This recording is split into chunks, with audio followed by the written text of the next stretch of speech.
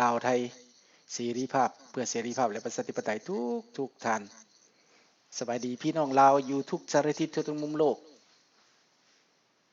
ที่ข้าพเจ้าบ่ได้ถ่ายทอดสดก็เนื่องจากว่ายังบ่ได้ประจำการยังเครื่องมือบ่ครบเนาะดังนั้นก็ขอโทษขออภัยนำเนาะอีก 2-3 วันก็จะพยายามเข้าที่เข้าทางพี่น้องเนาะดังนั้นประเด็นที่จะมาเว้าในมื้อนี้ก็เป็นประเด็น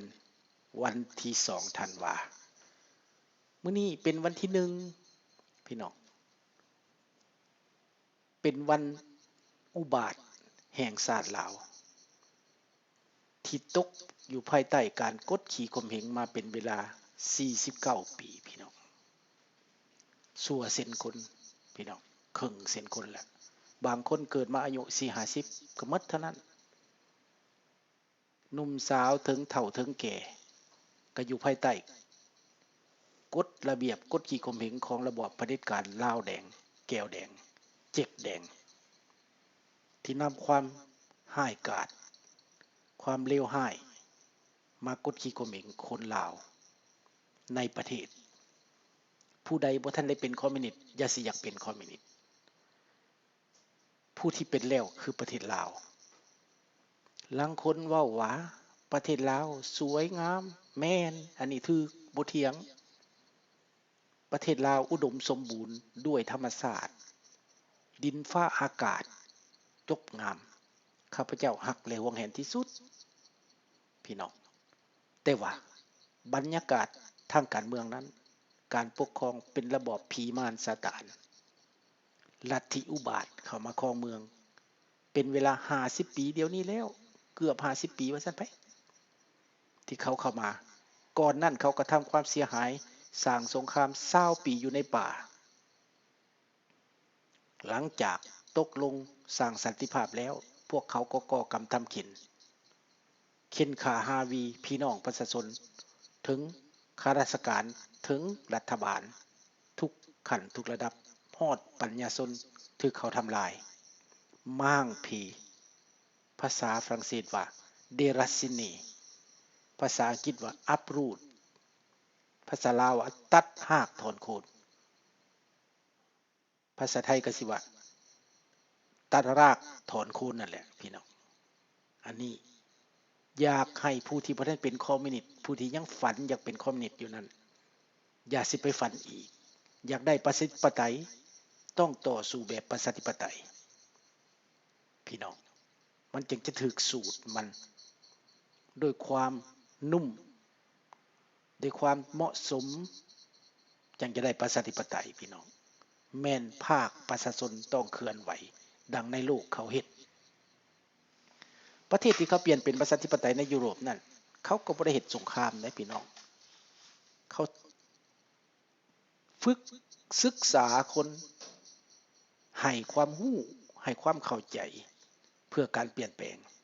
ดังนั้นเสียงประชาชนลาวก็มาบ่แม่นเพื่อมาเฮ็ดสงครามแม่นเพื่อมาศึกษาอบรมคนอธิบายคนเล่าเรื่องความจริงให้คนฟัง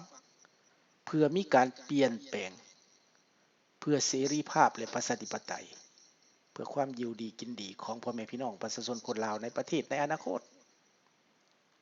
ปัจจุบันนี้มันอยู่บ่ดีกินบ่ดีบ่บางคนก็สิตั้งคำถามมีหมอเดียวที่เข้ามาเว้ามาว่านี่ใส่ชื่อว่าเวียงไซว่าซั่นเวียงไซเพิ่นเขียนเวียงไซ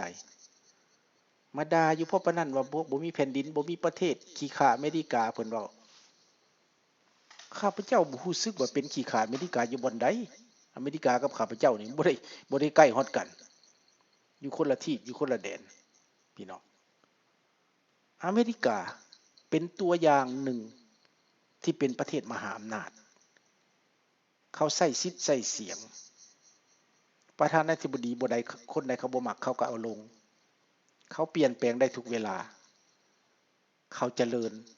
เขาเข้มแข็งด้านการทหารการเมืองโลกนี่ถ้าบ่มีอเมริกานั่นนะถูกรัสเซียเขมือบหมดกับจีนเขมือบหมดพี่น้องในเอเชียนี่ถ้าบ่มีอเมริกาก็ถูกจีนเขมือบในยุโรปถ้าบ่มีอเมริกาก็ถูกรัสเซียเขมือบพี่น้อง ขนาดอเมริกาเขาบ่ได้อยู่ใกล้หั่นนะยูเครนเกิดสงครามยูเครนก็ห้องหาอเมริกาห้องหาการช่วยเหลือทั้งที่เขาบ่ได้อยากเกี่ยวข้องแต่เขาก็เห็นใจเขาสงสารเขาจึงปกป้องยูเครนพี่น้องนอกจากนั้นประเทศยุโรปมัน30ประเทศพี่น้อง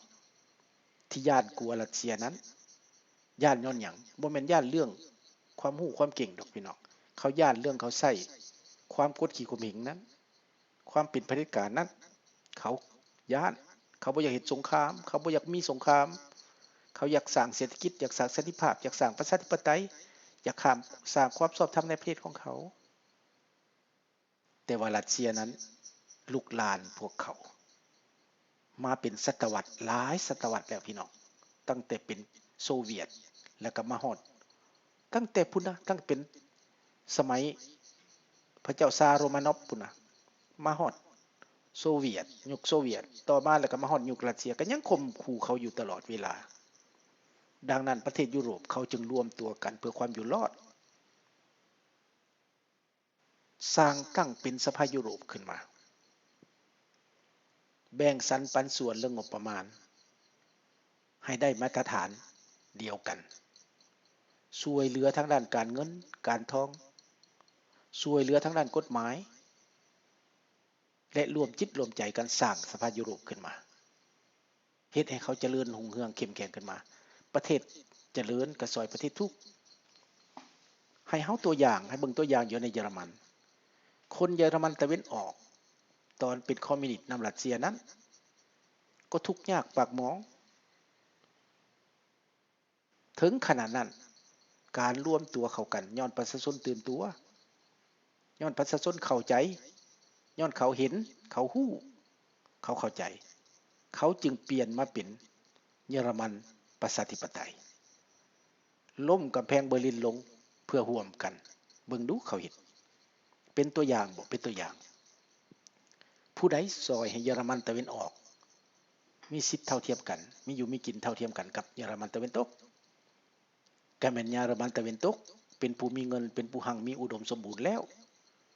ยอมเสียสละเวลา14ปีต้องเจ็บปวดเพื่อให้เยอรมันตะวันออกได้มีชีวิตดีขึ้นเท่าเทียมกันแบ่งปันผลประโยชน์แบ่งปันงบประมาณไปช่วยเหลือ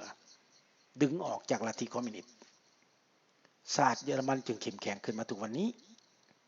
การร่วมกันนั่นมันดีเห็นบ่พี่น้องชาติเดียวกันแล้วมาเบิ่งเกาหลีเหนือทุกข์ยากปากหมองใส่แต่อำนาจเผด็จการกดหัวประชาชนเหยียบหัวประชาชนไว้ปิดหูบังตาประชาชนโฆษณาส่วนเสือเอาแต่บักกิมน้อยนั่นแหละมาขู่โลกยิ่งจรวดไปหันยิ่งจรวดไปนี่แต่ประชาชนเกาหลีใต้อุดมสมบูรณ์หั่งมีก้าวหน้าแตกต่างกันปานฟ้ากับดินคนชาติเดียวกันแน่นะก็บ่แตกต่างหยังกับลาวในประเทศทุกข์ยากหั่งมีตั้งแต่พวกมีอำนาจขายแผ่นดินกินขายชาติกินขายโสเภณีกินขายยาเสพติดกินขายมรดกกินลาวเนาะบ่มีแผ่นดินก็จริงไปอยู่บนอื่นแต่มีเฮือนมีศาลมีบ้านมีสองมีรถมีรางมีหน้าที่การงานมีเงินคำกินเฒ่าแก่มามีเงินกินอันนี้แหละพี่น้องความแตกต่างคนลาวนอกหังมีอุดมการณ์หังมีทางด้านความคิดหังมีวิชาการหังมีความรู้ถ้าร่วมตัวกันกับประเทศลาวชาติลาวรวมกันก็แน่นอนคนลาวนอกนำความรู้มาให้มาสวยมาเพิ่มบ่จำเป็นไปต้องจ้างคนต่างชาติมาสอนคนลาวสอนกันเองก็ได้แบ่งปันความคิดแบ่งปันความเห็นแบ่งปันเทคโนโลยีต่างๆให้ได้เพราะคนลาวนอกไปเรียนเอาวีซ่ามาจากพวกหยักกุมพันหมดแล้วเป็นเวลา40กว่าปีเขาไปเรียนอยู่ต่างประเทศไปเกิดไปใหญ่อยู่พุ่นได้ความรู้จากพวกที่ศิวิไลยุคกาขาวลาวกลับมาเจริญน่ะนะอันนี้แหละพี่น้องในอีกบ่นานนี่แหละในอีกไวๆนี่แหละแต่คนลาวต้องตื่นตั้งแต่บัดนี้เป็นต้นไปอย่าให้พวกหมาพานฮานอย ครอบงำจิตใจของพวกท่านวันที่2 ธันวามื้ออื่นนี้ขอให้ลาวแดงนั้นมันจงอ่อนเพลียเปียลอยขอให้มันจงจิบหายพ่ายวายวอดขอให้คนลาวจงตื่นขึ้นไวๆเพื่อพัฒนาศาสตร์เพื่อความอยู่ดีกินดีของลูกของหลานให้พ้นจากภัยพิบัติต่างๆทั้งหลายอันนี้ประเทศใดที่บ่ทันเป็นคอมมิวนิสต์ก็อย่าไปเอาแนวทางคอมมิวนิสต์มาปกครองหรือเอาแนวทางคอมมิวนิสต์มาต่อสู้เพราะว่ามันเป็นหนทางที่ล้มเหลวแล้วถ้าเฮาไปเอาแนวทางคอมมิวนิสต์ก็คือล้มเหลวตั้งแต่ต้นถึงไสชนะมาก็ล้มเหลวพี่น้องคือดังลาวแดงนั่นแหละไสชนะทางการทหารไสชนะทางการปกครองแต่ล้มเหลวทางการบริหารพี่น้องล้มเหลวทางความชอบธรรมเฮ็ดให้กลายเป็นประเทศที่ลาวล้าหลังด้อยพัฒนาเศรษฐกิจเป็นหนี้เป็นสินถูกจีนครอบงำถูกแก้วครอบงำถูกต่างชาติครอบงำเอกราชบ่มีอธิปไตยบ่มีแผ่นดินลาวเสียเปรียบคนลาวเสียเปรียบต้องไปเป็นคอยขามาใส่ต่างชาติเดินละหุกคุกสวนไปทำงานอยู่ต่างประเทศเพื่อเลี้ยงปากเลี้ยงท้องเพื่อทรงอยู่ในครอบครัวข้าพเจ้าเห็นและเข้าใจดังนั้นจึงมาสื่อสารให้ลูกลาวและลาวตื่นตัวให้ลูกลาวและลาวมาศึกษาหาความจริงว่ามันแม่นจริงหรือบ่ข้าพเจ้าเว้าจริงหรือบ่ทุกมื้อนี้ประเทศลาวนั้นโหดเหี้ยมที่สุดเพราะว่าพวกมาเฟียพวกโจรจีนลงมาแผ่อำนาจอยู่ในลาวขนาดประเทศเพื่อนบ้านเฮาเพิ่นมีเจ้าหน้าที่ตำรวจเพิ่นมีกฎหมายเพิ่นมีรัฐบาลปานนั้นเขายังแทรกแซงเข้ามาจนได้กระเจิญว่ากระเซินว่าประเทศลาวอ่อนแอความรู้ความเข้าใจบ่มี